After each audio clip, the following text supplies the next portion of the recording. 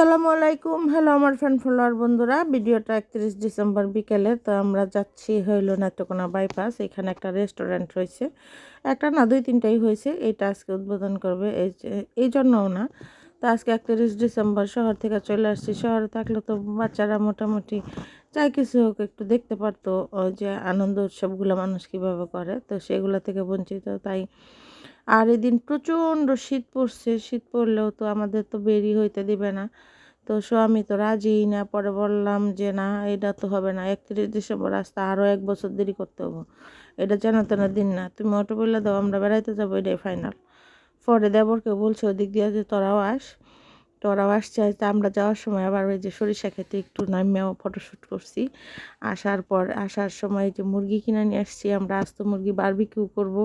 Coil লাকড়ি কিনে নিয়ে আসছি, বাজি কতগুলো, তারাবাজি, তারপরে কি বলে আমার ছেলে আলু বম, কত লাড্ডু বম এইগুলো কিনছে।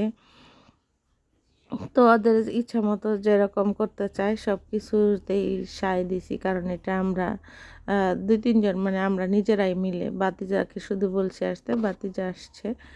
তো ওরে নিয়ে আমরা এই যে মজা করতেছি। তো এই সব মজা অবশ্য করতে দেওয়া উচিত, যেহেতু আমরা বাইরে যাইতে পারি না। বাইরে তো মানুষ কতই মজা করে।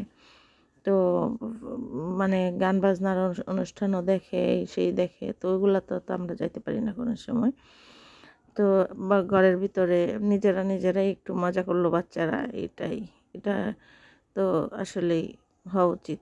বাচ্চাদের মনের আনন্দ দেওয়া উচিত আমি মনে করি। সেই জন্য এটা বাচ্চারা যা কিনতে চায় করতে চায় দিলাম।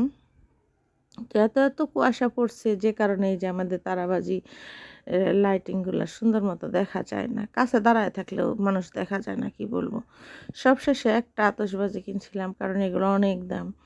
তো একটা আতশবাজি আমার ভাতিজা ফুটাইছে, সেই সুন্দর লাগছে।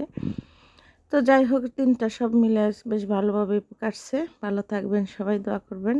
আল্লাহ হাফেজ।